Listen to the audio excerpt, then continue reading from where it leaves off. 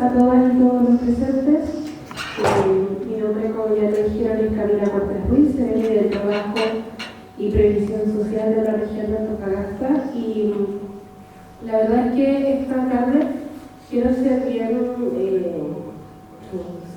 concisa y precisa en presentarle o recalcar algunos rasgos de la propuesta de reforma de pensiones que presentamos como gobierno. Perdón. Porque entiendo que ya nos hemos encargado de hacer una difusión muy amplia, por lo tanto muchos o si no todos los que están aquí ya la conocen, así que me gustaría recordar los puntos más importantes de esta reforma que presentamos y contarles también en qué va, para que luego también Luis pueda exponer cuál es la propuesta que ustedes como coordinadores están presentando, y ahí vayamos sacando conclusiones, ¿cierto?, de las similitudes que existen entre una y otra reforma. No sé cómo ahí sí. Ya. La reforma de pensiones, sea que se apruebe como la presentamos como gobierno, sea que se apruebe con indicaciones o modificaciones generadas a través del diálogo, sea que no se apruebe la de nosotros y se apruebe, por ejemplo, la presentada por ustedes, sea lo que sea, es urgente, porque las pensiones son de extrema pobreza, sobre todo para las mujeres, y esta reforma tiene un alto enfoque de género en ese sentido, porque la pensión autofinanciada de las mujeres en promedio no supera los 40.000 pesos, o sea, ni siquiera llega a los 40.000 pesos, y en el caso de los hombres no supera los 138.000 pesos. Eso es lo que nos ha reportado la Superintendencia de Pensiones, y estamos hablando de que si no tuviéramos la PGU o si no tuviéramos la pensión básica solidaria, nuestras mamás, nuestras abuelas tendrían que vivir con 30.000 pesos mensuales y nuestros papás y abuelos con 138.000 pesos mensuales, lo que no alcanza para nada. Y por eso es tan importante y tan urgente poder conseguir una reforma de pensiones. Lo que presentamos como gobierno, lo que busca es mejorar las pensiones futuras, por supuesto que sí, pero sobre todo busca mejorar las pensiones actuales, dejando atrás este sistema de pobreza extrema que se genera con esas pensiones tan bajas que son la realidad de hoy en día. Y también vienen a disminuir la discriminación hacia las mujeres, porque mientras trabajamos tenemos discriminación, tenemos brechas que nos perjudican. Actualmente en esta región, en el sistema privado, el promedio de diferencia de sueldo entre un hombre y una mujer es cerca del 46%. Entonces, mientras trabajamos tenemos brechas, pero cuando nos jubilamos también tenemos brechas, y también veíamos recién que un hombre, su pensión promedio es de 137.000 pesos y la mujer 38.000 pesos, o sea, 100.000 pesos menos. Y es algo que nos persigue y que viene a eliminar esta reforma a través de los mecanismos de compensación que se generan en las cotizaciones de las mujeres. También nuestro proyecto de ley como gobierno incorpora una cotización del empleador, porque en los países desarrollados, en el sistema de pensiones aporta el trabajador, que es el aporte contributivo, aporta el Estado a través del no contributivo o solidario, y también aporta el empleador. Y en Chile el empleador no aporta para nuestro sistema de pensiones, y esta reforma es algo que viene a cambiar. En ese sentido, crea entonces un sistema mixto que va a estar formado por 3 pilares. El pilar contributivo, que son mis ahorros individuales.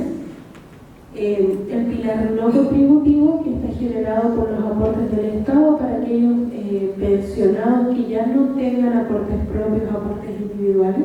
Y el pilar de seguro social, que pretendemos que esté compuesto por los aportes que realice este empleador con el 6% de la cotización. Sobre este 6% es el que se ha utilizado por los los opositores de cualquier tipo de reforma de pensiones para satanizar la idea de reformar las pensiones. Nos dicen en las redes sociales o incluso en los medios de comunicación que cómo es posible imponer al empleador la carga de pagar un 6% más por trabajador, siendo que aspiramos a ser un país desarrollado, pero no queremos seguir los ejemplos que tienen los países desarrollados, como es este aporte del empleador.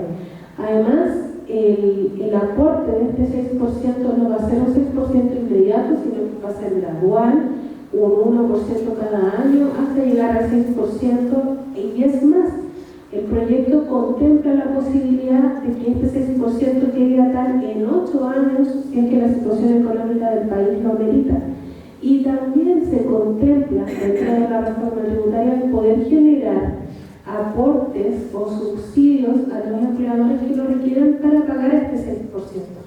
O sea, es una adecuación que las empresas van a poder solventar y que también en nuestro país ya tenemos cotizaciones que son pagadas por el empleador, que son gozadas por el trabajador y de las que nadie reclamó, y ahora son utilizados estos beneficios y nadie se queja de que pobrecito el empleador que tiene una carga más, o que todos nosotros estamos aportando a este seguro social del que estoy hablando, siendo que a lo mejor nunca lo vamos a utilizar, pero con nuestro porcentaje de trabajo también hay otro trabajador que se está beneficiando, y me estoy refiriendo a la ley sana, que es el seguro que cubre a las mamás y los papás que tienen un hijo enfermo, que necesitan acompañamiento, para que puedan dejar de trabajar y seguir recibiendo su sueldo. Esa posibilidad de seguir recibiendo el sueldo se logra gracias a un seguro social que es pagado mes a mes por el empleador. Y sin embargo, para poder ayudar a los adultos mayores y mejorar las pensiones ahora, se sataniza. Y se señala que el sistema es malo, que va a generar crisis económica, quiebra de las empresas y un montón de situaciones que no tienen ningún tipo de asidero que permitan determinar que se van a hacer realidad todos estos sustos que nos tenemos. También esta reforma de pensiones valora el esfuerzo personal, porque a pesar de que se utiliza una frase muy fea que dice que con mi plata, esto es lo que yo he escuchado, con mi plata le van a estar pagando o mejorando la pensión a los flojos. Y esa afirmación, que yo creo que todos los que estamos aquí la hemos escuchado, tiene una doble falsedad. Primero, porque no es con tu plata, es con la plata del empleador. Y segundo, porque no se va a estar financiando ningún flojo. Aquí en Chile, el que no tiene cotización puede ser por dos razones. Una, es mujer y toda la vida trabajó en labores domésticas y labores de cuidado no remuneradas, o sufrió precarización laboral y como asesora del hogar o cualquier otro trabajo no le pagaban cotizaciones. Y la segunda situación, estamos frente a una persona que tiene algún tipo de discapacidad física o psiquiátrica que le impide trabajar y cotizar. Pero yo creo que ninguno de los que está aquí conoce a un flojo que no trabaja o que no tiene cotizaciones simplemente porque decidió no trabajar y decidió vivir con la plata que el Estado le entregue en la región. Entonces, ahí solo mirar alrededor vemos que esa afirmación es completamente falsa. Y además de este 6% que va a estar formado por el pilar del Seguro Social, solo van a poder participar aquellos que hayan aportado a su pilar de ahorro individual. Aquellos que tengan, o mejor dicho, hayan tenido un empleador que por él haya pagado ese 6%, va a tener derecho a las garantías del uso de este seguro social que se genera con el 6%. ¿Ya? Pero quien no haya generado cotizaciones, quien no haya estado en el pilar contributivo, no tiene derecho al 6%. Entonces ya esto es una tercera razón para dejar de decir que con mi plata se le va a pagar al flojo que no trabajo, porque es una total falsedad, no es algo que esté permitiendo el proyecto de reforma que presentamos.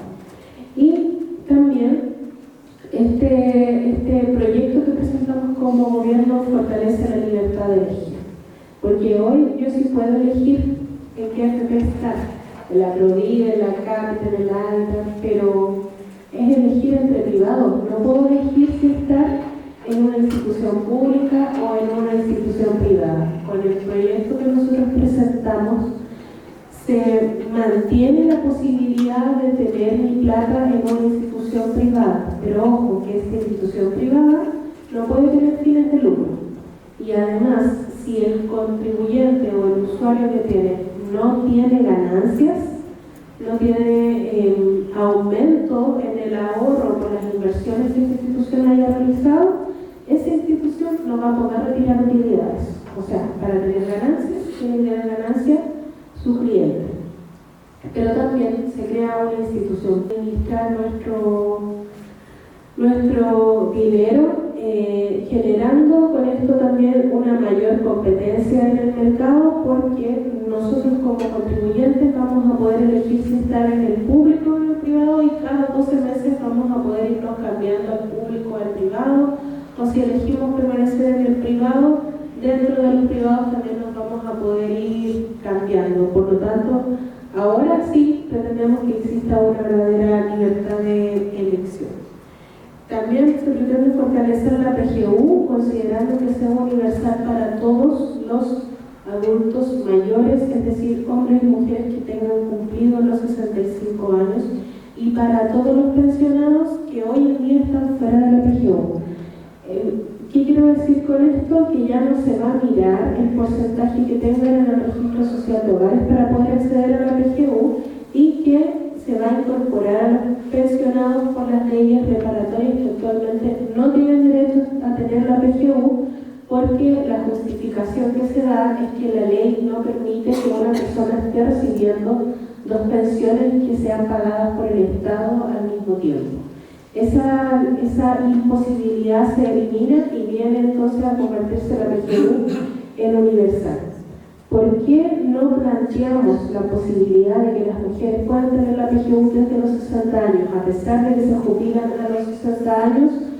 Porque si no se aprueba una reforma tributaria que nos generaría más recursos para pagar este beneficio, no podemos comprometer ese rango etario al aumento de la PGU, porque las cifras o los dineros que se quieren para esto no alcanzan. Por eso es tan importante también, si se quiere aumentar a los beneficiarios como las mujeres de 60 a 65 años, poder también empujar la conversación respecto de la reforma tributaria que se viene en marzo su presentación. Y como parte de los mejoramientos hacia las pensiones de las mujeres y la eliminación de la discriminación que actualmente existe, las medidas que se toman es entregar 24 cotizaciones más a los fondos de pensiones de las mujeres que estén inscritas en el registro de cuidadoras del registro social de hogares, a las mujeres que estén recibiendo el bono por hijo, y también durante los periodos de cesantía, mientras se esté usando el seguro de cesantía, con cargo al pilar solidario del 6%, se va a pagar la cotización como si estuviese trabajando para no perjudicar su ahorro individual. Y por último, se compensa a las mujeres en las tablas de mortalidad, porque actualmente el sistema permite que las mujeres nos jubilemos a los 60 años, pero dice que nos vamos a morir a los 110 años. Entonces, la poquita plata que tengo ahorrada, menos lo que me quitan ellos por comisión de administración y por comisión de administración de jubilación, toda esa poquita plata que queda al final, me la dividen en 50 años más que yo voy a vivir después de jubilar. Y por eso es que tenemos un promedio de 30.000 pesos de pensión a las mujeres. En cambio, a los hombres, que también les hacen todos estos descuentos de comisiones, fantasmas, administraciones, no sé qué, se les ocurre cobrar de todo, les permite jubilarse a los 65 años, pero se les dice que van a morir a los 87 años. Por lo tanto, a ellos se les divide esa plata que les queda por 37 años en promedio, y eso genera que su jubilación sea más alta que la de una mujer, a pesar de haber trabajado la misma cantidad de años, ganando lo mismo, pagando lo mismo en cotización. Eso se viene a eliminar compensando las tablas de mortalidad, considerándose primero que todos vamos vamos a vivir lo mismo después de jubilarnos, pero pagando una indemnización de compensación a la pensión que la mujer reciba de manera mensual. ¿Ya? Por ejemplo, solo voy a mostrar un ejemplo numérico y que tiene que ver con un hombre, con el actual sistema, con su pensión autofinanciada, recibe de pensión 82.000 pesos. Si le agregamos la PGU, que actualmente está en 206.000, tiene una pensión actual de 288.000 pesos. Este es el caso de un hombre que cotizó 25 años y antes de jubilarse ganaba 440.000 pesos. Con la reforma de pensiones le vamos a agregar la garantía por años trabajados, que en este caso se paga con el 6%, son 73.000 pesos más. Le agregamos el aumento de la PGU a 250.000 pesos y su pensión automáticamente sube en un 41%. ¿Ya? Esos 73.000 pesos, ¿cómo se explican? Porque ahí como que pasé directo y no expliqué bien de dónde saqué esa cifra. Con ese 6% se va a pagar una garantía por años cotizados, 0,1 UF por cada año cotizado. Como en este caso él trabajó 25 años, se le agregan 2 UF, que a la época de la realización de esta PPT nos daba la suma de 73.000 pesos. ¿Ya? Pero en la medida que vayan subiendo las UF, va a ir subiendo ese monto simbólico del 6%. Y en el caso de una mujer que también trabajó 25 años, antes de jubilarse ganaba 440.000 pesos, su pensión autofinanciada son 70.000 pesos, más la PGU recibe 276.000 pesos.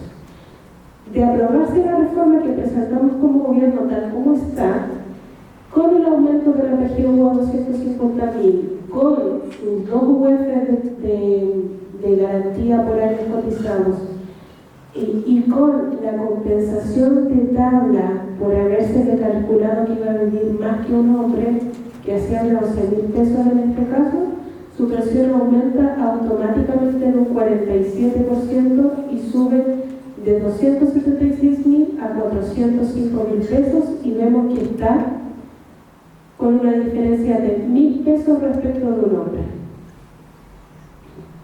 Eso es lo que proponemos.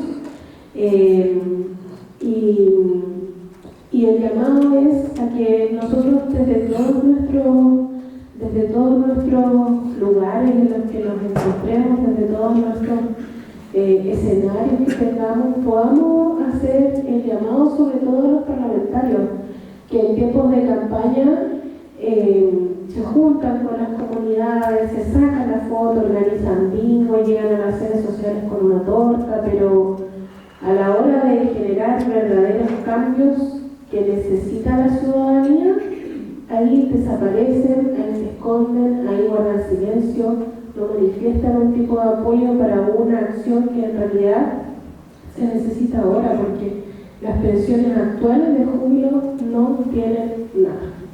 Muchas gracias.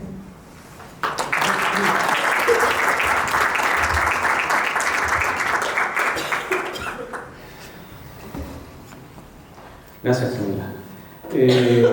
Decirles cierto de que si tienen dudas, inquietudes, pueden consultarlas. Al final va a haber un tiempo para que hagan las preguntas que estén pertinentes, ¿cierto? Va a haber el micrófono abierto y que se busca algún diálogo. Bien, hemos tenido la representación de la administración actual, son la autoridad, el gobierno. Ahora viene la presentación de quien representa a la fuerza de trabajo activa hoy en día. En este caso, nuestro dirigente sindical, Ronald Salcedo, presidente del Sindicato de Trabajadores de IDSP. Bien, buenas tardes a todos y a todas. Agradecer la invitación que se me ha hecho. A mí en lo particular se me ha solicitado hacer un poquito una revisión histórica. Voy a partir diciendo que no soy historiador. Algún manejo, me mirar la oreja si me equivoco con algo, no. Pero vamos a llegar también a la discusión. Lo que he querido tratar de plantear en esto es cómo los trabajadores participamos en las discusiones políticas. ¿Hasta cuándo podemos permitirnos, cierto, que finalmente las discusiones de todos estos puntos que son tan importantes queden en manos de los políticos cuando entramos los trabajadores actuales en este punto? Y una de las preguntas que traté de ocupar para empezar esta presentación es: ¿soy trabajador o soy ciudadano? Es media rara la pregunta, pero sí es válida, porque finalmente cuando llega un cuestionamiento respecto a los problemas que tenemos como trabajadores, muchos de los problemas tratamos de resolver al interior de la empresa, ¿no es cierto? Cuando tratamos de buscar que a través de una negociación colectiva podamos tener esta ganancia. Y cuando salimos de la empresa, pasamos a ser ciudadanos, ¿quién nos resuelve esos problemas? Debería ser el sistema político que finalmente nos da el ancho muchas veces para poder resolver estos puntos. Entonces la pregunta que viene a continuación dice: ¿cuáles son nuestros problemas y cómo los resolvemos los trabajadores? Y acá en este espacio voy a entrar a hacer un poquito de una revisión muy rápida, no quiero darle la lata en temas de historia, pero sí es necesario establecer cómo los trabajadores en algún momento fueron capaces, ¿no?, de llevar adelante una autogestión respecto a sus recursos. Si nos centramos en el año 1890, 1916, ¿no es cierto?, donde se genera todo este tema de la cuestión social, post-Guerra del Pacífico, ¿no es cierto?, no existía en el país ley alguna que le diera protección a los trabajadores de ningún tipo. Y lo que llevó y obligó a los trabajadores a crear estas sociedades mancomunales, las sociedades mutuales, ¿no es cierto?, para autodefenderse respecto a las necesidades que tenían los trabajadores en ese entonces. Esta administración fue pura y exclusivamente creada y llevada adelante por los trabajadores. Y estos trabajadores fueron capaces de crear este fondo social. Un fondo social que daba respaldo en temas de salud, ¿no es cierto?, en temas de vivienda, alimentación, distintos problemas que pudiesen tener los trabajadores en ese entonces.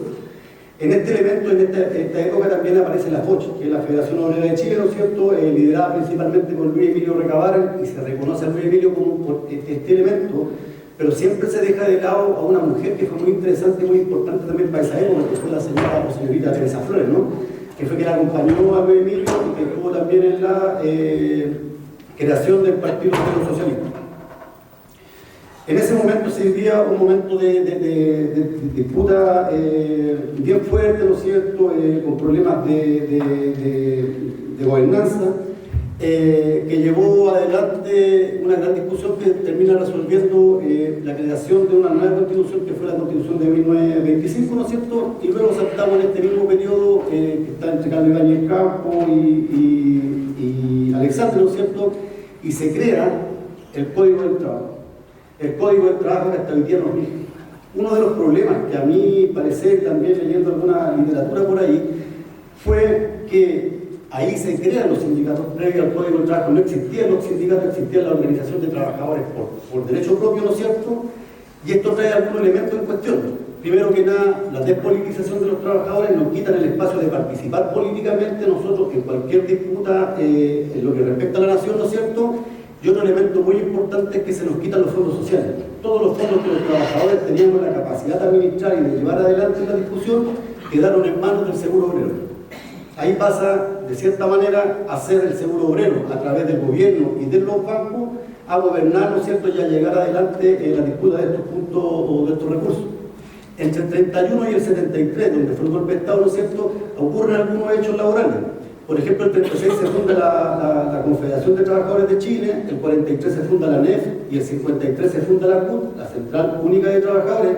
Ambas estas gobernadas, ¿no es cierto?, y fundadas por Clotalio Bles, muy importante dirigente sindical y social, ¿no es cierto?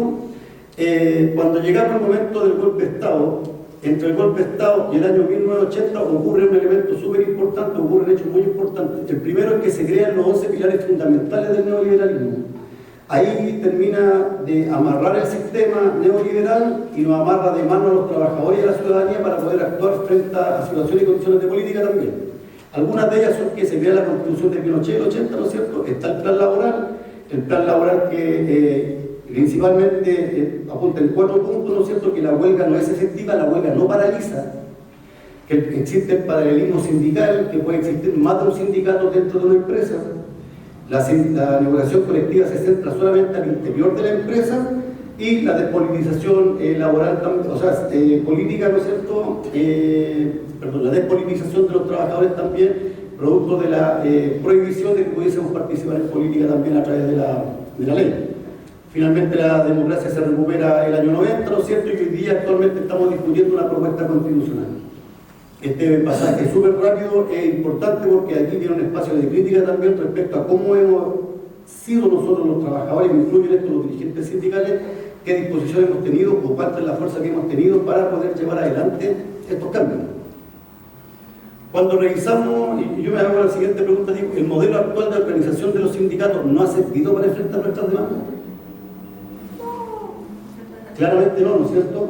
Porque lo que queda de la reforma laboral es que los sindicatos están única y exclusivamente centrados y creados para discutir con el patrón. ¿Qué discutimos con el patrón? Salario y contrato de trabajo.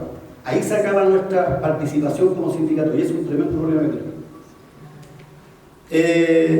Y cuando uno se hace la pregunta, bueno, los sindicatos, los trabajadores estamos organizados a través de sindicatos, los que estamos organizados, y la realidad del país actualmente, ¿cómo está organizado el sindicato en los huesos, ¿no es cierto? Y nos encontramos con la siguiente sorpresa, que estos datos son del último anuario de la Dirección del Trabajo, que son del año 2021.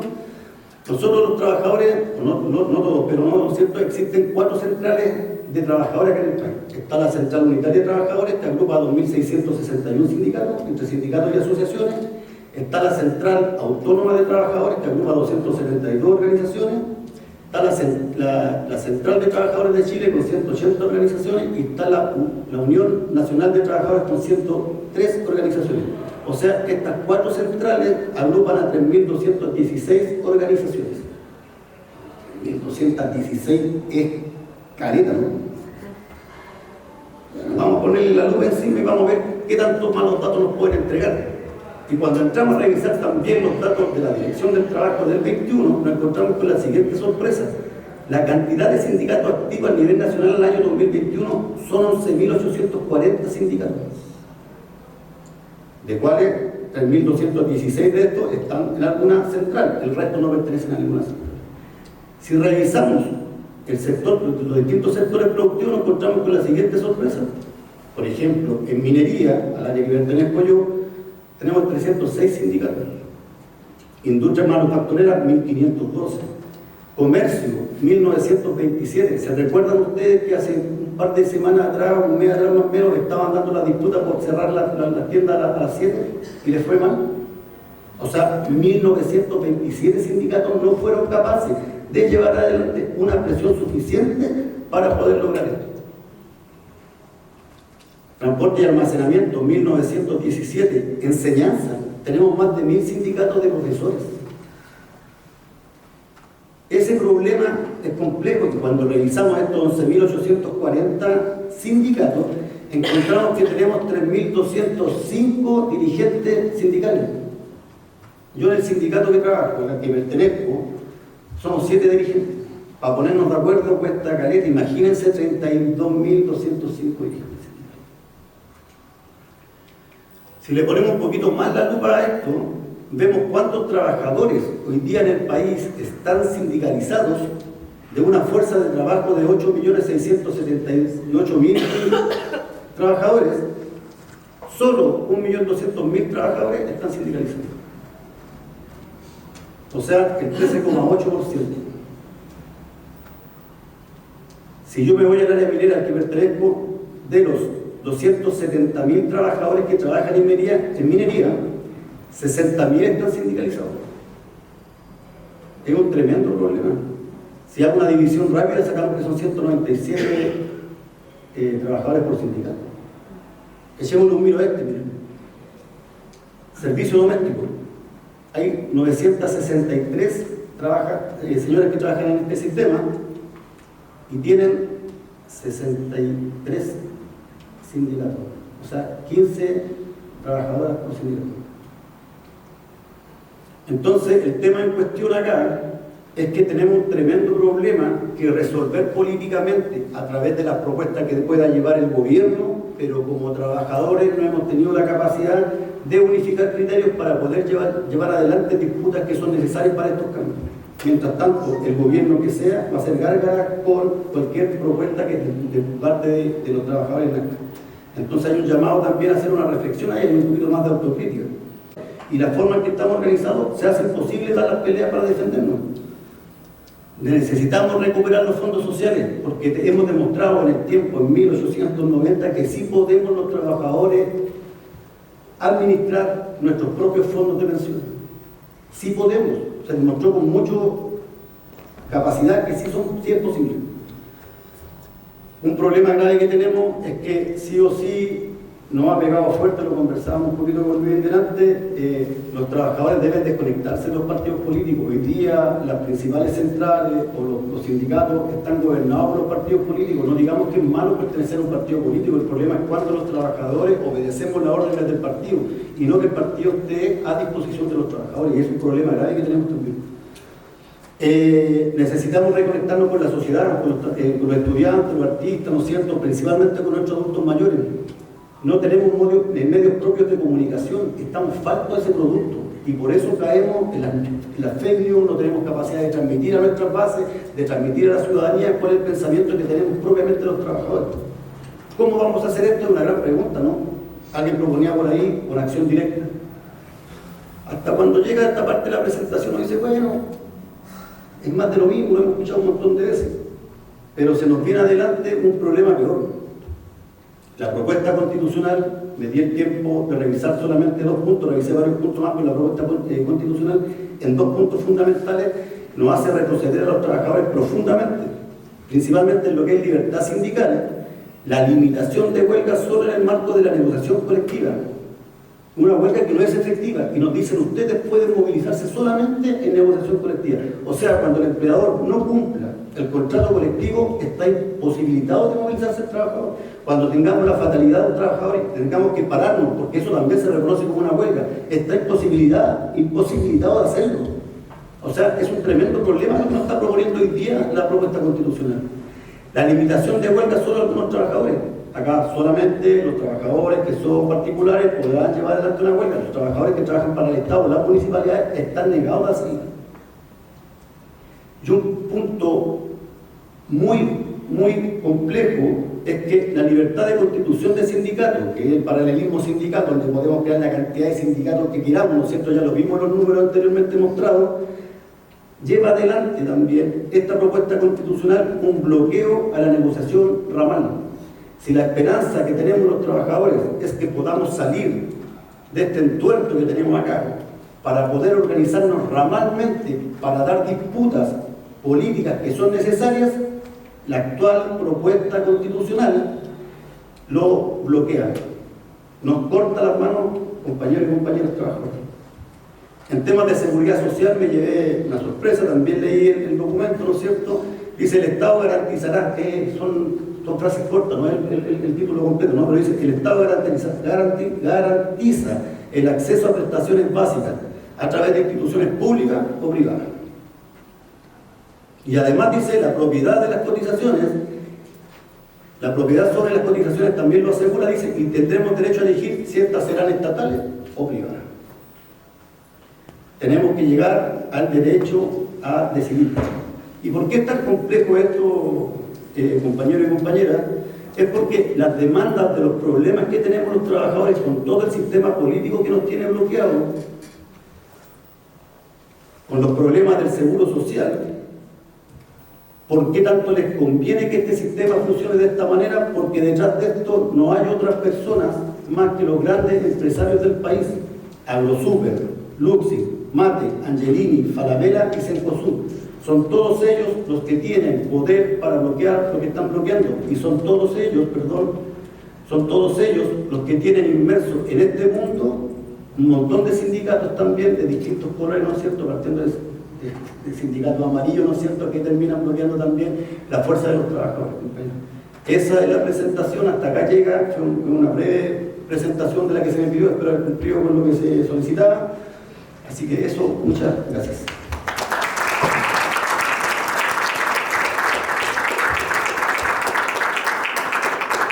Interesante lo que se habla sobre recuperar la soberanía política de los trabajadores, porque ciertamente nuestra clase política siempre está tratando de legislar, pero jamás se consulta a quiénes son los principales protagonistas de estas leyes, que son los trabajadores, ¿ya? Jamás se nos ha invitado a una mesa de negociación o que tengamos la fuerza nosotros para poder poner nuestros puntos de vista.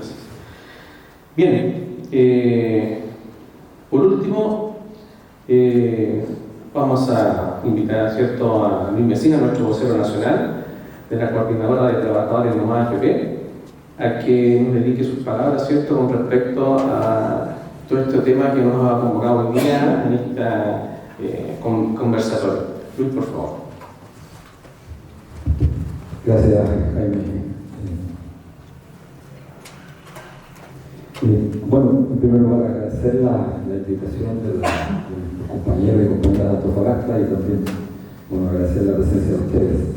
En primer lugar quiero felicitar a Ronald por la presentación que creo ayuda a tener una visión previa para un debate tan de fondo como es el debate de seguridad social, que forma parte justamente de lo que en alguna forma él describió en esta mirada sucinta de la historia nuestra, pero permite traer algunas conclusiones interesantes. Así que por eso quiero felicitarte, Juan, porque creo que este es un ejercicio que deberíamos repetir permanentemente. Y que revela de paso la carencia del sindicalismo actual, que no discute estos temas políticos. La historia contada por los de siempre es una historia que nace manipulada y en consecuencia lo que hace es que va deformando la realidad con el tiempo y va también deformando la conciencia de las personas sobre esa realidad manipulada. Así que muy importante. Bueno, yo quiero decir algunas cosas. Agradecer también la presentación de Camila, pero como estamos en una discusión sobre un tema tan importante como la seguridad social, estamos abordando un tema político, política pública. En consecuencia, es natural que yo, proveniendo del mundo social, tenga una profunda diferencia con quien representa en este caso al gobierno, ¿no? Y quiero decir algunas cosas no con el ánimo de polemizar, pero creo que es relevante, ¿no?, decirlo. Porque la propuesta que nos presenta Camila es la propuesta que presentó el gobierno el día 7 de noviembre en cadena nacional Gabriel Boric. ¿Sí? Pero esa propuesta ya no existe. Y eso hay que decirlo claramente. Esa propuesta ya se cayó completamente. Yo quiero explicar por qué se cayó. Sin perjuicio de decir que no se nos funciona la presentación. Ahí está. Allá. ¿Por qué se cayó la presentación? Estos datos, por favor, todo lo que voy a decir, quiero que sea contrastado cada uno de ustedes, porque queda esta presentación acá, pueden contrastarlo ustedes con la prensa de forma tal, corroborar que si lo que se dice es correcto o no es correcto. Mario Marcel, en junio, después de retornar de una más de sus extensas visitas al exterior, donde se ha reunido con las AFP fuera del país, llegó señalando esta frase coloquial: el gobierno no está enamorado de su proyecto de pensiones, seguramente ustedes lo escucharon, lo que significa una gran estocada propia propuesta que el gobierno había presentado. Solamente una digresión que me parece relevante que ustedes la conozcan. Quizás algunos de ustedes han escuchado lo que es el Chile Day. Si no lo han escuchado, lo invito a que después googleen un poco. El Chile Day es una iniciativa que generaron los ministerios de Hacienda en los últimos años, que se reúnen en el exterior, particularmente en Londres, aunque ha habido algunas en Nueva York, en Washington y en Montreal. Se reúnen en Londres un grupo de empresarios chilenos, 200 más o menos, particularmente el sistema financiero con las compañías de seguros, los bancos, los fondos de inversión, las compañías inversoras, etc. Se reúnen a discutir la política económica del país. ¿Por qué lo hacen afuera? Porque afuera no tienen que rendir cuenta a las autoridades respecto a lo que se discute en el país. Esto es francamente increíble. El único país del planeta que tiene esta práctica espuria. Bueno, ¿con quién se reunió Mario Marcel fuera del país? Con los dueños de las AFP, las compañías de seguros. Medla y dueña de Provida, principal dueña de Cupo y Prudencia, dueña, junto con la Cámara Chilena de la construcción de una de las AFP más grandes, Habitat. Y ahí concluyeron cosas extrañas de Mario Marcel, que llegó a Chile señalando que no están enamorados de su propuesta. A las pocas semanas, el subsecretario que ya abandonó dicha repartición, Cristian Larraín, señaló que las cuentas nacionales no contaban con el apoyo necesario, no gozaban de apoyo parlamentario. Las cuentas nacionales es una propuesta más técnica, que por supuesto Camila no la desarrolló porque no tiene más relevancia desarrollarla. Consiste claramente en un registro contable del saldo que tenemos acumulado a la fecha cada uno de nosotros con el objeto de responderles a la derecha que permanentemente insisten que queremos expropiar los recursos, los ahorros provisionales cuando queremos avanzar una reforma. Y finalmente, la guinda de la torta, la ministra Janet Jara, que reitera lo que ha dicho el ministro de Hacienda, señalando que no hay un enamoramiento del Ejecutivo con los mecanismos de la propuesta. Esto es abiertamente una abandono de las convicciones respecto a la propuesta que el gobierno presentó el 7 de noviembre. Y no es efectivo, y esto quiero ser categórico, y es bueno que ustedes lo contrasten, no es efectivo que hoy día se esté discutiendo el 6%. Y Camila debería saberlo. Lo que se está discutiendo, y hoy día la ministra hace declaraciones de ministro de Trabajo, es la posibilidad de un entendimiento sobre la base del 2%, compañeros y compañeras, para una supuesta construcción de un seguro social. Entonces uno se pregunta, ¿y qué pasa con el 4%? Ustedes han escuchado hablar de la UDI de los republicanos, 6% íntegra la capitalización individual. Es decir, lo que prometió el gobierno en su campaña, ni un peso más a las AFP, hoy día es más plata para las AFP. Y cuando hablamos de un solo punto, estamos hablando más de 1.400 millones de dólares que al año le van a llegar a las AFP, es decir, al mercado de capitales. ¿Para qué? Para financiar la inversión de los grandes grupos económicos. Entonces, el gobierno en un programa anunció claramente no más AFP. Cuando nos hacen la propuesta el 7 de noviembre, nosotros hicimos hincapié al gobierno de que no teníamos pleno acuerdo, que la considerábamos absolutamente insatisfactoria respecto a lo que se había prometido. Pero, ante la nada, dijimos, bueno, que se avanza lo menos en un seguro social. Nos tocó discutir con Fiesta Larraín, con la propia ministra, y le dijimos, bueno, pero ¿por qué no se da la posibilidad, a propósito que Camilo también lo reitera y el gobierno ha reiterado, esta suerte de derecho a elegir? Porque la derecha ha sido tan persistente en instalar esta idea que el gobierno también terminó recogiendo. El propio presidente Boric, ya no una, sino que varias veces ha hablado de la libertad de elección, de la propiedad de los fondos, cuestiones que son absolutamente reñidas con lo que es realmente un sistema de seguridad social. Pero finalmente se aceptó. Entonces la pregunta, con sentido, ¿cuál es el objetivo ideal de negociar una propuesta con la derecha que hoy día está absolutamente soberbia respecto de cualquier situación que implique un mejoramiento? Ninguna posibilidad. Entonces nosotros, esto queremos decir lo que nos parece importante. Perdón. ¿Qué se está negociando hoy día? Y anticipo porque va a salir quizás público. Nosotros el viernes tenemos una reunión con la ministra de Trabajo, con Janet Jara. Y este tema se lo vamos a plantear. ¿Qué está negociando? Un 2% no nos parece razonable. Ni un peso más queremos entregar de nuestros salarios a las AFP.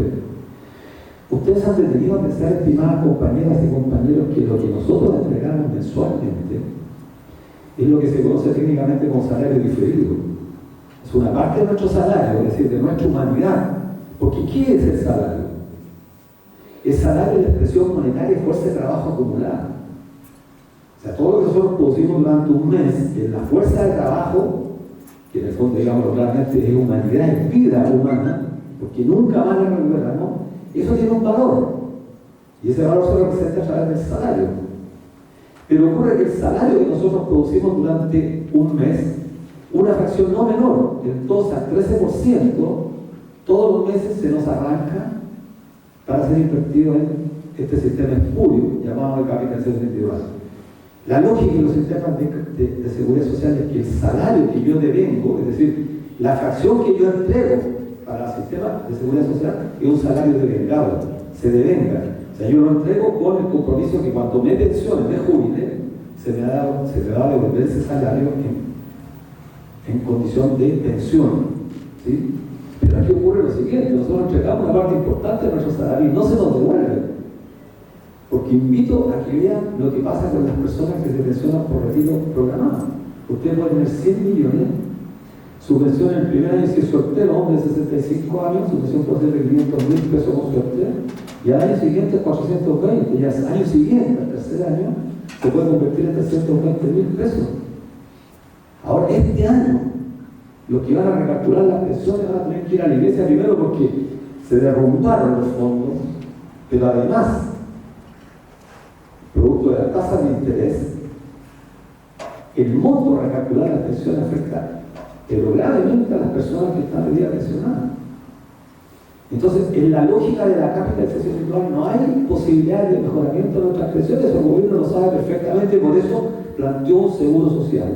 Pues bien, cuando la ministra dice, hoy día lo decía en la mañana, en la prensa, se abre una posibilidad para poder avanzar en una organización. ¿Cuál es la posibilidad que se abre?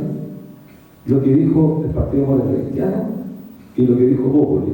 Estamos dispuestos a entregar un 2%, el otro 4% a capitalización. ¿Los trabajadores y las trabajadoras queremos esa respuesta? Por supuesto que no. Si lo que queremos es un sistema público donde nuestras contribuciones vayan a formar parte directamente de un sistema que nos permita establecer garantías de beneficios definidos, cosa que no ocurre con este sistema. ¿Qué es lo que estamos proponiendo nosotros? Y voy a apurar por el tema de los tiempos. Miren, la OIT en el año 2019 emitió un pronunciamiento, la OIT, Organización Internacional del Trabajo, donde señaló que de 30 países que habían copiado el modelo chileno y que privatizaron la seguridad social, de esos 30, 18 países retornaron a los sistemas públicos de pensiones. Se conoce esta estrategia como la desprivatización. ¿Quiénes lo hicieron? Gobiernos de derecha, Polonia, Hungría, Rumania, la Federación Rusa. Lo invito a que este tema lo revisen después, porque de paso tengo que decir que prácticamente todo el gobierno actual, por no decir todo, casi todo, incluido el presidente de la República, marcharon con la camiseta no más FP, estaban dispuestos a acabar con el sistema y suscribieron íntegramente la propuesta de la coordinadora no más FP. Íntegramente. Entonces creo que es bueno contrastar las cifras y contrastar lo que se dice. Los sistemas de desprivatización que se hicieron en países de derecha, con gobiernos de derecha, el de Polonia es el más increíble. ¿Y por qué se hicieron estos sistemas de desprivatización? Porque cuando se instaló el sistema similar al chileno, lo que ocurrió es que el costo fiscal aumentó tan grande que los países no tenían cómo recurrir. ¿Saben cuánto es el porcentaje que el Estado destina al pago de pensiones hoy día? O sea, del total de las pensiones que se pagan hoy día en Chile, el 62 al 68% la paga el Estado. Le paga las Fuerzas Armadas, el Estado. Le paga los del IPS, a los que están hoy día actualmente. Paga la PGU y hace una contribución directa que se conoce por pilar social. Es decir, el Estado, nosotros estamos pagando las pensiones. Y sin embargo, parte de nuestro salario va destinado al mercado de capitales para financiar los grandes grupos económicos que, bueno, Roland mostró ahí en una de las láminas. O sea, cuando Lux y Mata y Angelini quieren capital para expandir sus fortunas, emiten bonos de deuda o emiten acción y compran esa mercancía llamada capital, que es la expresión monetaria de nuestra fuerza de trabajo. Es decir, Lux compra una unidad de los que estamos acá. La compra a un precio bajísimo y la restituye en condiciones de lo que groseramente se llama pensión en circunstancias de miseria, para transferirnos, y como bien decía uno de los testimonios, para condenarnos a la pobreza más absoluta a los viejos de este país. Eso es lo que ocurre en este sistema, único en el mundo, no hay otro sistema igual al chileno, porque cuando digo yo que desprivatizaron la OIT, esos sistemas tenían un componente o convivieron con un componente de seguridad social, como en México, la AFOR, o en Colombia, el sistema privado que está compitiendo y que Petro la está llevando a la demolición. Espero que le vaya muy bien al presidente Gustavo Petro, porque a diferencia de lo que pasó acá, está también combatiendo con un congreso opositor, pero está llevando adelante una propuesta de acabar con el sistema de capitalización. Bueno, dentro de la propuesta, nosotros hemos planteado lo siguiente, y muy bueno yo haber escuchado a Camila, porque Camila reafirma este tema de que el gobierno ha tomado en cuenta este tema de la propiedad que existe, el derecho a elegir de las personas. Bueno, nosotros queremos plantear lo siguiente, y estamos anunciando una ley corta, porque sabemos que no va a haber, por mucho que la ministra Jara sigue insistiendo en que quiere una propuesta con el 2%, no va a haber, porque la derecha no le va a dar el paso. No va a dar el paso. Eso es lo que decimos, como está tan en boga el tema del derecho a elegir y la propiedad sobre los fondos, de paso decir que la Constitución que se da a someter a referéndum el 17 de diciembre está contemplado, reafirmado este concepto de la propiedad. Bueno, que no dejen elegir. Entonces, tengamos la posibilidad de elegir los trabajadores. Y si los trabajadores queremos irnos al IPS o a un órgano público, al Instituto de Previsión Social, único órgano público que sigue pagando pensiones mucho más eficiente que las AFP, paga mejores pensiones, eso nos permita. Y la fórmula que estamos planteando es la siguiente: que parte del ahorro que usted tiene acumulado hoy día en las AFP, parte de ese ahorro pase directamente al IPS. Voy a poner un ejemplo para poder explicarlo más claramente. Si usted tiene 60 millones de ahorro, nosotros estamos pensando que un tercio de ese ahorro inmediatamente vaya al IPS, usted renuncia a ese ahorro. Si tiene 60 millones, renuncia a 20 millones. Y los 40 millones restantes se convierten en un bono de reconocimiento tal cual existe hoy día por un sector que cada vez va disminuyendo, que son los que tenían empleo antes del año 81, cuando simplemente el sistema en mayo. Si usted tiene 40 millones, esos 40 millones que se pagan igual como hoy día en OF, a una tasa del 4% anual. Y cuando usted se vaya a pensionar, cuando cumpla los 60 años la mujer, 65 años el hombre, se indexa ese valor y se complementa para que se le pague la pensión. ¿Por qué? Porque usted no aportó tanto al IPS, porque el IPS hay que aportar más. Entonces, si nosotros nos vamos al IPS y queremos una pensión igual que se paga en el IPS, sería una frescura. ¿Sí? ¿Cómo se calcula la pensión? Porque el beneficio definido. Y nosotros estamos planteando la fórmula que se aplique, que es de la caja esclava particular en PAR. Esto solamente para dato histórico. El antiguo sistema, antes que se privatizara la seguridad social en Chile, con el decreto ley 3500 en noviembre del año 80, que empezó a aplicarse en mayo del 81, existían aproximadamente 32 cajas de previsión. Pero habían 3 que concentraban el 94% del total. Esta era la caja esclava particular, en PAR, la caja esclava público y periodista, CANAEMPO, y el Servicio de Seguro Social, el más pobre. Esa es la más mala, hay que decirlo claramente. Esas 3 cajas concentraban el 94,6%. ¿Cómo pagaban las pensiones en PAR? Que todavía las pagan. Tomaban el promedio de los 5 últimos años de su remuneración, la dividían por 35, que es el promedio que se estimaba en ese entonces para la vida útil de un trabajador, y el cociente se multiplicaba por los años de contribución.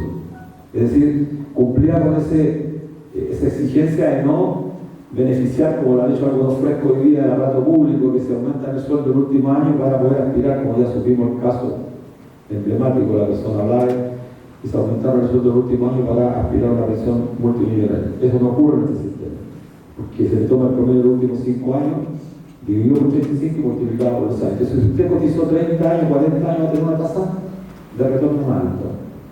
Cumple con el principio que la OIT también además lo sugiere. La OIT sugiere dar Fórmula 1 en 10 años, el promedio de los últimos años, o los mejores 10 años, etc. Pero eso va a ser parte del mecanismo de la norma que esperamos precisar mucho mejor. Y usted tendría una pensión que se conoce en toda Europa y en Estados Unidos, Japón, como un sistema de beneficios definido y no un sistema de contribuciones definido como existe en Chile. ¿Por qué de contribuciones definidas? Porque nosotros sabemos aquí que nuestro salario, una parte importante va a parar a la FP, pero nosotros no sabemos cuánto vamos a tener cuando nos corresponde enfrentar la determinación de la pensión. Yo no quiero complicarlo porque es trágica la vida que uno tiene cuando sabe que va a llegar a la pensión, pero cuando se jubila es peor. La palabra jubilación no se usa en este sistema. Cuando se pensiona es peor. Porque todos los meses usted está propenso a la fluctuación del mercado bursátil mundial. O sea, la guerra rusa con Ucrania impacta, la guerra ahora en Medio Oriente también lo impacta. Entonces aquí la tendencia es que usted lo obliga a que tome una renta vitalicia, que compre una renta vitalicia, entonces que entonces todo el capital, entonces el discurso, la moraleja de que quieren expropiar es mentira, porque al final están obligando a la gente a que compre una renta vitalicia. Y si la renta vitalicia en una compañía quiebra, usted le aplica una fórmula que es bastante precaria. Bueno, la propuesta del IPS es una campaña que va a requerir de mucha fuerza, de mucho apoyo de la ciudadanía, porque nosotros, a diferencia de muchos, pensamos que lamentable y desgraciadamente poco se puede esperar del actual Congreso, poco se puede esperar, y lo decimos con mucha responsabilidad del Ejecutivo actual, porque no hay convicción. Porque quien ordena la cartera de finanzas de este país se llama Mario Marcel, y Mario Marcel viene de muchos gobiernos anteriores y es un personaje que responde a las concepciones monetaristas que han predominado en el último tiempo. No es distinto a los ministros de Hacienda del gobierno pasado, no es en lo absoluto.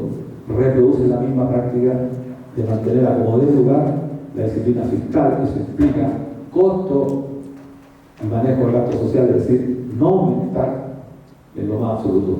Solamente un dato que se repite en todas las intervenciones que yo escucho de los personeros del gobierno, también lo he escuchado ahora con Camila, que se dice que no hay plata para pagar la PGU a 60 años, un gobierno que se declaró feminista, y que no ha puesto problemas pues, justamente para avanzar en la propuesta de entregarle a las mujeres. ¿Cuál es la razón por qué a las mujeres no se les paga la pensión a los 60 años en la PGU? Si la edad en el 1500 dice que a los 60 años se tienen que pensionar las mujeres, que no hay plata. Esa es la razón. Sin embargo, con una disposición del presidente de la República que eliminar ciertas exenciones tributarias podría recaudar más de 1.600 millones y con 1.200 para la PGU a las mujeres de los 60 años. Entonces, ¿qué es lo que falta? Falta voluntad política. Entonces, lo que nosotros decimos, miren, para no entrar en estos conflictos, con una derecha además tremendamente soberbia en este momento y engrandecida, lo que corresponde es que los trabajadores y trabajadoras ejercitemos nuestro rol. No esperar que esta suerte de mejoramiento del drama que viven los trabajadores chilenos venga de la autoridad política, porque no lo va a haber. No fue con Bachelet, no fue con Piñera y tampoco va a ser con Gabriel Boric. Porque lo que ellos finalmente terminan haciendo es lo que la presión de las corporaciones financieras hacen. Y lo que hacen las corporaciones financieras, en el caso de abrumador. Entonces, comparen ustedes con lo que reciben sus padres, sus abuelos, los más jóvenes, y vean la realidad. ¿Cuál es la tendencia? Si uno tuviera la certeza que están creciendo, en realidad algo de razón tiene esta gente. Pero la evidencia empírica, no es discurso, es evidencia empírica que la tendencia es cada vez peor. Y los más jóvenes, producto que el empleo informal está creciendo, de que hay más desplazamiento de fuerzas productivas, lo conversamos con Ronald, mientras más tecnología se incorpora en las fuentes de trabajo, en el sistema financiero, en el sistema minero, en las telecomunicaciones, más desplazamiento de fuerza laboral hay. O sea, digamos, más destrucción de fuerza productiva. Países dependientes como el chileno, que no tienen desarrollo en la industria manufacturera, lo más probable es que sigan con grandes dificultades en la generación de empleo. Entonces, un sistema que opera sobre la base de la capitalización individual, si usted está cesante, no puede ahorrar. Y además, saben ustedes que el único país del mundo donde el ahorro fundamentalmente está garantizado por el ahorro, por el salario de los trabajadores, es Chile. Y eso es inmoralidad. En los países capitalistas, esto es tremendo. Estos foros vienen a ser políticos, como se llama, tener aquí a los políticos. Es cuestión casi básica. El ahorro en los países capitalistas, ¿saben cómo se genera? Con el excedente del capital de los grandes capitalistas. Chile es el error. Nosotros financiamos a Luxi, a Mata, a Angelini, a Portman, a Calderón, a Sallén. Nosotros lo financiamos con nuestra humanidad. Y esa no la recuperamos cuando se pierde. Cuando se financió la Polar, siendo René Cortázar uno de los directores de la Polar, perdimos 1.900 millones de dólares. ¿Cuál fue la multa? 7 millones o 17 millones de pesos. Bueno, a premiar al doctor Nico Lucio nos nombró director de Canal 13. Y esos son los personajes que hemos tenido dirigiendo el Ministerio del Trabajo y el Ministerio de Hacienda. Estimadas compañeras y compañeros, para terminar, tratemos de mantener la memoria viva. Porque, ¿qué pasa? Si no tenemos memoria, mañana nos van a olvidar y nos van a decir voten por los mismos de siempre, con los que prometen, y nunca hay cambio. Termino, entonces, y este dato, ahora sí que termino, miren, actualmente, estos son los datos del último año, por contribuciones, por lo que estamos pagando, el 10%, digo el 10% para la cuenta de capitalización, pero pagamos el 13% aproximadamente. Pero dicen ustedes, los salarios son bajos en Chile, la mitad gana menos de 550.000. Esta es la misma van a quedar, la disposición de todos son públicos. La mitad gana menos de 550.000 pesos de la fuerza de trabajo. Gana muy poco. Ganamos muy poco, pero sumados todos, al año, entregamos 14.000 millones de dólares a las AFP. 14.000 millones. Para que tengan una idea ustedes más o menos qué se puede hacer con 14.000 millones de dólares, un hospital de alta complejidad, de alta complejidad, que Antofagasta no creo que lo tenga. Porque en Chile se está construyendo, dicen, el más moderno de alta complejidad en la provincia de Cordillera, allá en la región metropolitana. Y ese hospital cuesta de alta complejidad, hasta 3 años atrás tenía un valor nominal de 650 millones de dólares, actualizado capaz de 800, 900 y días. 14.000 millones al año. O sea, usted puede construir 14 hospitales, tenemos 16 regiones en el país, 54 provincias. Un metro, una línea en metro, la 6 o la 3, las más modernas, costaron 1.600 millones de dólares. Tenemos excedente en un año 14.000 millones de dólares. Entonces uno se pregunta si hay excedente. Perdón, toman 14.000 millones las AFP, pero tienen que pagar pensiones. ¿Cuánto pagan el Estado? Entonces es fácil. El excedente que año a año hemos venido generando son entre 9.000 y 10.000 millones de dólares. Por eso el fondo siempre sigue creciendo. Esta es una paradoja, crece el fondo y las pensiones disminuyen. Con el actual fondo que tenemos 150.000 millones, si se pagan todos los meses aproximadamente 3.500 nosotros durante 20 años, podríamos hacer una ecuación sumamente sencilla, que duplicáramos las pensiones y con el ahorro que tenemos acumulado podemos pagar 20 años sin generar nuevos ingresos con las contribuciones, porque el costo del sistema ya lo pagamos y se pagó en dictadura. Especialmente los que son más jóvenes, pregúntenle, muchos trabajaron en el PEN y en el POC con sueldos actualizados, hoy día cercanos a 70.000 pesos por mucho tiempo, y esa gente fue la que pagó el costo de la implementación del sistema de privatización de la seguridad social en Chile. Por eso tenemos tanta plata, y es ironía que con tanta plata de propiedad, como nos dice Fontaine, y ahora también nos dicen personeros del gobierno como Mario Marcel, de propiedad nuestra, que no podemos utilizarla por un fin que no sea para el cual fue diseñado, que es para las pensiones. Entonces los invito, estimados, compañeras y compañeros, a que revolvemos nuestro esfuerzo. Creo que lo que se ha dicho acá es importante. Necesitamos restituir derechos. Y uno de los derechos fundamentales es la seguridad social, que la seguridad social no solamente pensiones, la seguridad social también es salud. Y ya saben ustedes el perdonazo que se le está haciendo fraguando entre gallo y medianoche para bajar el costo de 1.600 millones a 1.000, y ahora de los 1.000 están bajando a 450. Entonces, frente a esta ignominiosa política de abuso sostenido que se hace sobre el chileno y chileno, que hizo que el 18 de octubre nos movilizáramos a lo largo y ancho del país, no puede ser que después de 4 años estemos peor, mucho peor de lo que estábamos en octubre del 2019. Y lo que es interpelación ética, a los que estamos acá presentes en esta sala, debería motivarnos a seguir adelante. Tenemos que derribar, porque la expresión, el dato que entregaba Ronald, porque hay tantos sindicalistas, porque hay mucha corrupción también. Pues. El sindicato, y lo sabemos que somos dirigentes sindicales, muchos sindicatos, sindicalistas polulan y viven de tener un fuero para no hacer nada, para privilegiarse. Tenemos un desafío ético tremendamente importante. Así que a eso lo invito, estimados compañeros, y disculpen que me han entendido tanto rato.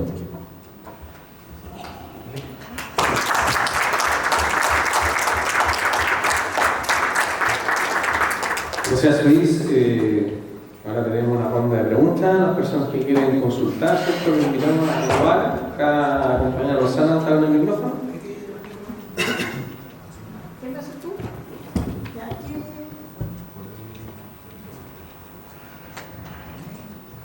Buenas tardes, me llamo Iván Carramil, estudié acá en la Universidad del Norte, en el tiempo se llamaba Universidad del Norte, después le cambiaron la dictadura, le cambiaron el nombre a Universidad Católica del Norte.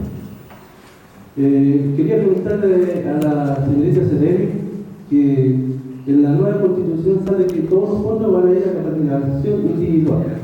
Eso significa que aquí no hay nada de parte. Entonces la reforma previsional que se está planteando significa que se fueran pailas, sencillamente. Más encima dice, en el mismo dice que para cambiar las leyes se necesitan leyes de quórum calificado. Quórum calificado significa que se necesita una amplia mayoría. Y si más encima se vuelve un sistema binominal, retrocediendo a 188 diputados, prácticamente no va a haber ningún cambio, de ningún tipo. Eso es lo que se va a estar en juego el próximo 17 de diciembre. Quisiera también preguntarle a doña Encina sobre el camino que tiene que tener el movimiento Nómada FP. Yo me acuerdo que una vez una profesora acá en Antofagasta pidió el retiro de los fondos y prácticamente estuvo a punto de lograrlo.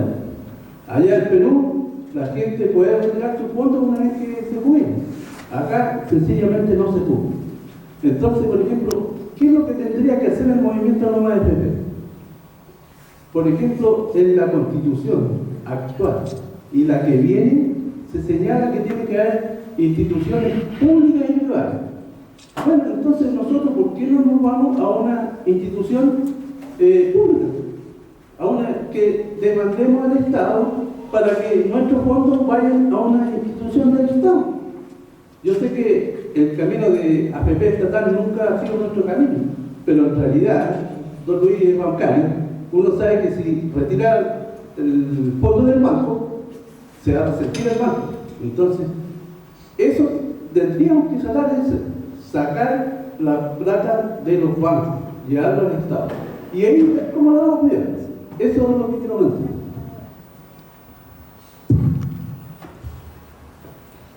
Don Luis, gracias por el comentario más que pregunta en realidad. Y efectivamente, esa constitución que se entregó ayer, el texto, plantea lo que usted lo explicaba muy bien. Ya sabemos quién lo escribió, ya sabemos que no lo escribimos nosotros, pero hay que esperar que decide la ciudadanía el 17 de diciembre para ver el destino que tengamos al respecto. Y por lo tanto, hablar en supuestos, si se aprueba, si no se aprueba, no nos sirve mucho para el debate. Y por eso es también que como gobierno hemos tomado la decisión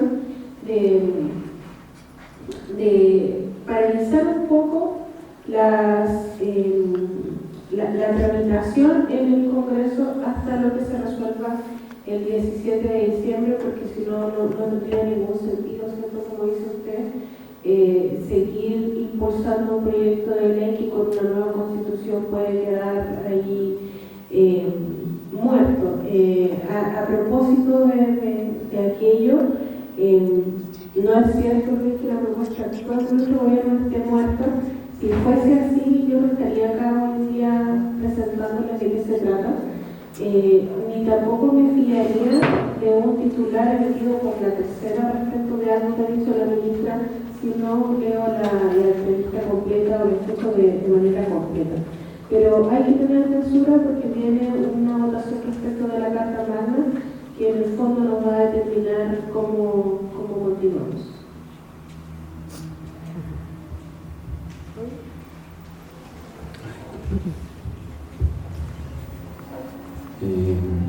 Bueno, la estrategia de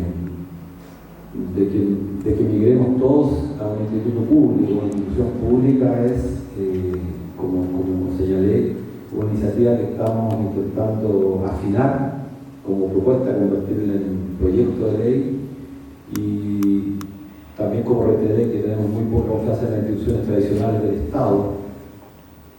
Y lo que pretendemos hacer es que si realmente esto tiene adhesión en la ciudadanía, podemos pedirle a 10 diputados de la República que suscriban un proyecto de ley y que se discuta en el Congreso. El próximo año no hay que perder de vista que hay elecciones. Y los políticos le tienen miedo a las elecciones. Son muchos los privilegios que hay en Chile. Acá esta política chilena es la que goza de los más grandes privilegios en todo el mundo, no solamente en América, porque también se cometen errores. Siempre dicen, no son los que más ganan en América, no son los que más ganan en el mundo. Por el producto, lógicamente.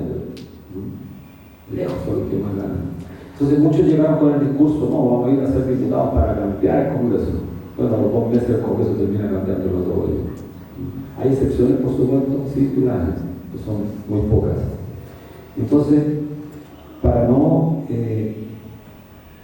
excederme en la explicación, creo que Si nosotros convertimos este proyecto de ley y logramos emplazar, interpelar y ganar a 10 diputados para que suscriban un proyecto de ley, bueno, ahí se verá cómo se vota. Porque cuando una iniciativa no irroga gastos, entonces ya no depende del Ejecutivo, no depende del presidente de la República. Porque esa es siempre la justificación que nos dan, ¿no? Que el presidente es el único que está facultado para tomar una iniciativa legislativa si eso irroga gastos del Estado. Y como que yo formo parte del presupuesto, pero ¿qué gasto tendría si es la plata nuestra?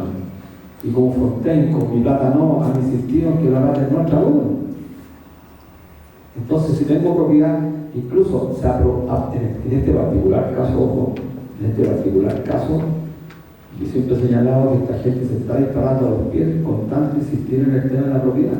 Se está disparando a los pies porque si la Constitución llegara a garantizar, si se aprobara esta estudia Constitución, en la norma referida al tema de la seguridad social, una vez que se aprobara, yo voy a ir a recurrir de protección a la Corte. ¿Por qué? Porque ahí garantiza el derecho a elegir a mí, a diferencia de lo que está en la actual Constitución política, que fue justamente el argumento que se firmó en el Tribunal Constitucional para no acceder a la propuesta de María Angélica Ojeda, profesora de aquí de Antofagasta, y para la enfermera Mercedes, que era de Punta Arenas, y para el trabajador Jorge González, que era de Talca. Fueron 3 los que ganamos, 3 contrataciones. Y las perdimos en un fallo casi dividido del Tribunal Constitucional, justamente por este argumento.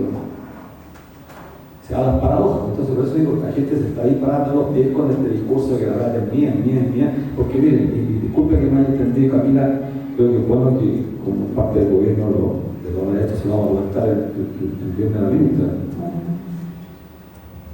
Cuando tú llegas a los 60 o 65 años de edad, porque quiero poner este ejemplo, porque este fue el fundamento que tuvimos en cuenta para recurrir de 16 recursos de protección cuando hicimos la campaña en 2018 con el caso de María Angélica Ojeda.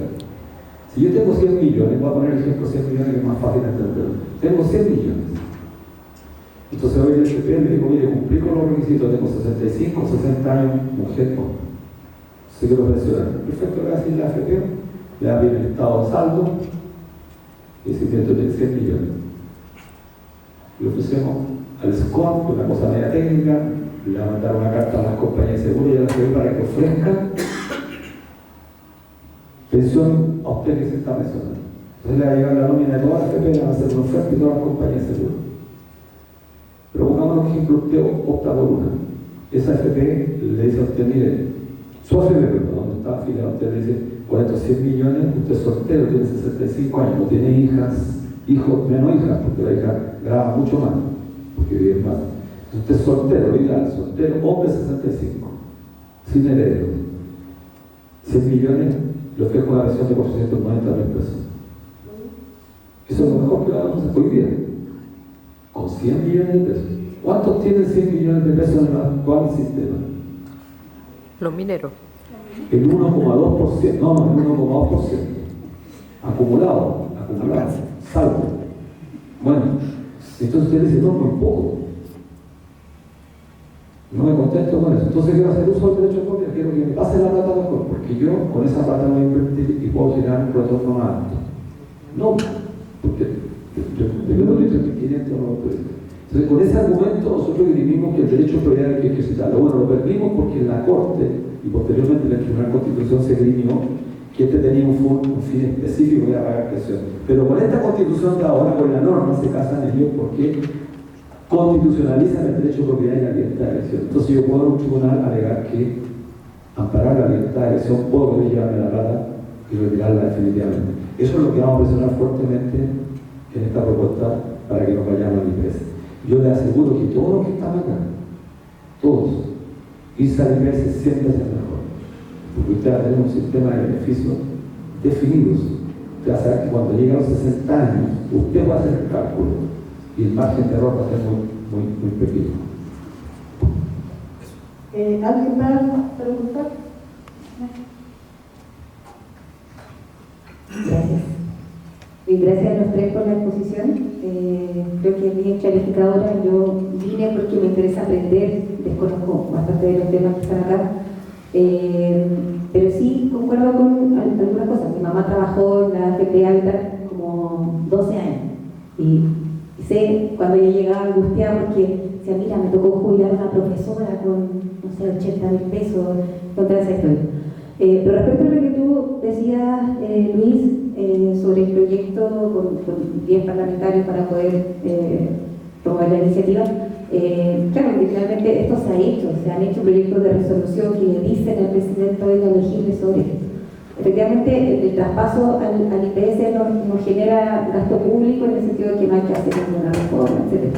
Pero, y aquí está mi duda, y lo pregunto solo por ignorancia, si se traspasa un montón de gente al IPS, porque me parece proyecto que así a simple vista sin conocer detalle, súper bien. Pero la eficacia, o sea, si se cambian, no sé, 500.000 trabajadores al IPS, eso va a suponer, me imagino que más contratación de personal, un montón de gastos que sí es fiscal y que se pueda trabar por ahí la discusión de una iniciativa que podría ser buena. No sé. Esa es la otra. Sí, bueno, esos son justamente aspectos que hay que resolver en una norma, en forma tal que no hay gasto excesivo del Estado. Si uno pasa un tercio del ahorro, mira, si tenemos 150.000 millones de dólares, supongamos que un tercio pasara, 50.000 millones, mucha plata. Por supuesto que este órgano público, que el IPS tiene que fortalecerse, mayor dotación de personal, una norma que lo haga autónoma, eso es lo que vamos a plantear en la norma, que sea autónomo, un organismo tal cual es autónomo la Contraloría General de la República, el Banco Central, los tribunales del Ministerio Público, de forma tal que es un órgano público, pero no tiene mano o incidencia del gobierno para meter sus manos en la asignación de los cargos. Pero esta pregunta que haces tú es una pregunta técnica y por supuesto hay que resolverla, tiene que ver con eso. Porque además el IPS va a tener que cumplir la función de recaudar los recursos. Hoy día las AFP cumplen dos funciones: recaudan las plata de la contribución y pagan pensiones. Nosotros tenemos que incorporar un tercer elemento, que es recaudar, pagar y capitalizar el ahorro que tenemos. Porque hoy día se capitaliza el ahorro que tenemos en la AFP. ¿Cómo lo capitalizan? En el mercado de capitales la gente siempre se confunde, como yo trabajo en el sistema financiero hace muchos años, pero la gente cree que es algo muy alambicado. ¿No? El mercado de capitales puede ser esto: el mercado de capitales es el lugar donde se transan bienes, igual que el mercado de las palas, el mercado de los animales, cualquier mercado, una feria, imaginemos una feria, venden papas y compran papas, venden zapallos, compran zapallos, es igual. ¿Cuál es la peculiaridad del mercado de capitales respecto a todos los demás mercados? Al de zapatos, al de papas, al de ropa, etc. Que aquí se vende una mercancía que es peculiar, que una mercancía cuya propiedad le hace intermediar con otras mercancías. O sea, yo con capital compro zapatos, compro papas, con papas no puedo comprar zapatos y con zapatos no puedo comprar dinero. Esa es la única peculiaridad. Entonces el mercado de capitales está configurado por personas: Luxis, Maya, Angelini, Calderón, Sayid, Yaro, etc. Y ellos emiten los bonos de deuda, emiten acciones. Entonces cuando yo necesito capital, emito acciones y ustedes me la compran, la AFP. Pero la AFP me pasa a su humanidad, entonces yo le paso la expresión monetaria de la acción. Este tema que tenemos que discutir porque la ciudadanía, a propósito de la ciudadanía, los trabajadores, cuesta comprender este tema, pero no es tan complejo, relativamente sencillo. Y el dinero tiene un costo, el capital. Igual que las papas, igual que los remedios, igual que los zapatos, tiene un valor, y ese valor es la tasa de interés. Y que sube y baja, así como baja y sube el precio de las papas, producto de la oferta y la demanda. Aunque hay que tener cuidado porque eso del mercado invisible, el mercado perfecto no existe. Pero esa es la formulación. Es peculiar, y la diferencia es que todos nosotros podemos comprar papas en la feria, pero todos no podemos comprar este capital. Miren la ironía. Este capital lo producimos todos nosotros. Esta mercancía llamada capital, pero no la puede comprar usted, porque hay que ir a comprar a la bolsa y usted tiene que estar acreditado para emitir acciones o bonos de deuda, porque si no, cualquier negociante aquí, cualquier comerciante, cualquier capitalista, ¿qué es lo que necesita para poder expandirse? Capital, ¿no? ¿Y por qué no puede acceder al capital nuestro? Porque no está acreditado, están acreditados solamente los grandes y poderosos. Eso. Nos están pidiendo el local, auditorio, así que no sé, la última pregunta. Yo quiero hacer un comentario. Quiero hacer un comentario, yo soy una jubilada. Buenas noche. Yo jubilé, voy a cumplir 5 años ya jubilada. Fui una empleada pública. Eso es lo que muchos no toman en cuenta, que los empleados públicos somos los que tenemos pensiones más bajas. ¿Por cuál razón? Cuando yo me jubilé, me dijo la señorita, porque nosotros tenemos un sueldo base. Y el sueldo base de nosotros nunca fue un sueldo de un trabajador común. Yo tengo sueldo base. Yo jubilé con un sueldo base, imagínense, 35 años de trabajo, 120.000 pesos. A que diferencia que el trabajador común tenía un sueldo base de 200 y tantos mil pesos. Por eso se diferenció en que mi jubilación, yo tuviera en plata para mi jubilación 26 millones. Imagínense, una miseria. Haber trabajado, el servicio al público, haber sido una trabajadora de salud. ¿Eso es dignidad? ¿No es cierto? Entonces, cuando yo, para mí fue impactante, porque me dice, usted va a tener una jubilación hasta los 75 años, nada más. Después tiene que irse a donde me dice la señorita que era para el flojo. El flojo existe, yo se lo digo, porque yo dejé hijo, dejé de participar con mi hijo en sus actividades, mientras una vecina veía tele tranquilamente, las novelas, y yo tenía que ir a trabajar. Tuve una hija de 24 años en una Teletón, tampoco recibí nada, porque una jefa me descontaba para que yo pudiera completar mis horas, si no podía nuevamente ir a su tratamiento. Entonces, eso no es dignificación, y le digo hoy en día que los que nosotros ya cooperamos, como se dice vulgarmente, los jóvenes de ahora, es los que tienen que más luchar, porque nosotros yo creo que ya no hay esperanza. Menos las mujeres que los dejaron afuera para la PGU, que diríamos, ¿por qué dicen adulto mayor? Yo para mí adulto mayor es 60 años, pero para algunas cosas nomás el adulto mayor es para los 60 años, pero para otras cosas que son mujeres es 65. Yo he ido a varias partes, no hay adulto mayor todavía, pero yo soy jubilada, no le corresponde. Eso es lo que da pena, y yo creo que como yo, hay muchos más viejos, como los digan, o jubilados, o no sé cómo los quieran decir, que estamos viviendo esa precariedad. Yo recibo una pensión de 175.000 pesos. Cuando yo jubilé, antes del año que yo jubilara, ya había perdido 10 millones. No sé de cómo, no me supieron explicar. Entonces, acá veo que hay mucha politización política que se ha escuchado, y me gustó el discurso que hizo el joven Ronald. ¿Por qué? Porque nosotros también somos de esa generación de la dictadura. A mis primos, yo también trabajé por el PEN, que trabajé 5 años, que no tuve previsión, nada. Y a nosotros nos obligaban a pertenecer a una AFP, porque yo estoy trabajando, no tiene que irse a una AFP, a tal AFP. Eso nomás. Gracias.